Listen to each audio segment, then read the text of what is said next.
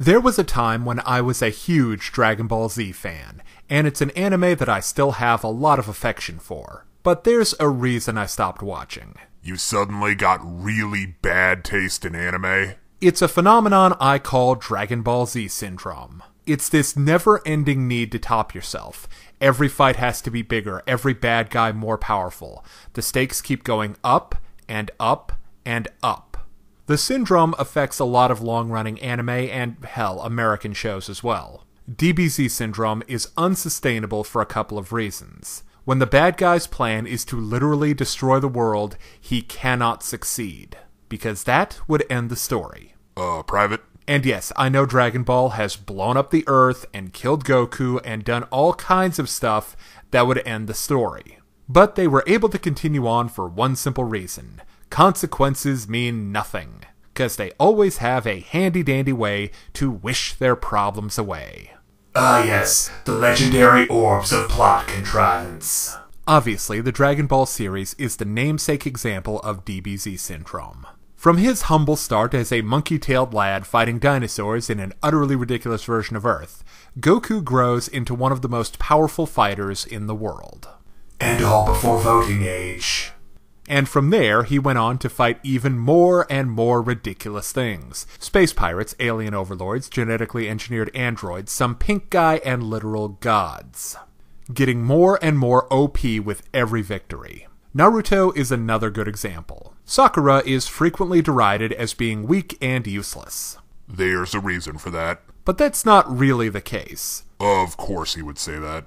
It only looks that way because Naruto and Sasuke are ridiculously powerful, and armed with insane super jutsu that can one-shot even high-tier enemies. Who could possibly compete with those guys? Not the relatively normal Sakura, that's for sure. Now, it's not always this blatant. Sometimes it's more subtle, like the power creep behind the purple pony princess Twilight Sparkle, who goes from antisocial weirdo to the demigod of interpersonal happiness. Okay, so now we have a grasp on what DBZ Syndrome is, and looked at a few sample cases. What can be done to solve it? End the series before it goes on too long and becomes completely ridiculous. No, pal, we need real answers. One possible solution can be found in Dragon Ball Z during one of the best arcs, the Frieza Saga. Specifically the fight with Captain Ginyu and Goldo. Both of them have ability sets that the heroes can't just overpower. Finding a way for the threat to negate what the hero does best, or nullify his typical strategy, is a great way to keep things fresh. I do need to add a caveat to this. The solution can't be power of friendship, or getting super mad because a loved one got hurt, or whatever paper-thin justification to justify the late fight power boost. That allows the hero to suddenly turn the table on the bad guys. Specificity is key. How exactly does the hero get around what the bad guy does? This is more interesting than contrived drama. Another way to ameliorate DBZ Syndrome is reoccurring villains. After all, why is the hero the only one who should improve as the series progresses? Bad guys can train, get stronger, and learn from their mistakes as well. One of my favorite examples of this is Don't Toy With Me on a Whim from Kill la Kill. Over the course of an episode, the bad guy, Senagayama, goes from overconfident champ to broken man to bigger and badder than ever. Hell, even Dragon Ball got shiny Frieza eventually. The final way I'm going to mention to manage Dragon Ball Z Syndrome is a dicey prospect.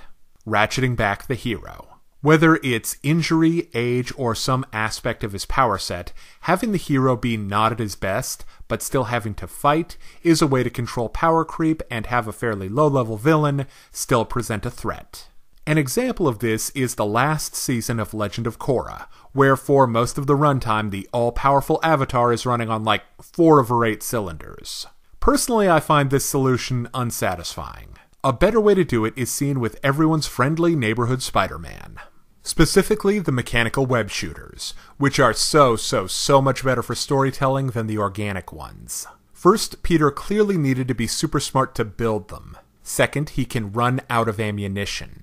With that possibility in play, there are possibilities that make fights against even normal bad guys way more exciting. Interestingly, DBZ has a way to keep its heroes from fighting at their best without decreasing the amount of on-screen mayhem.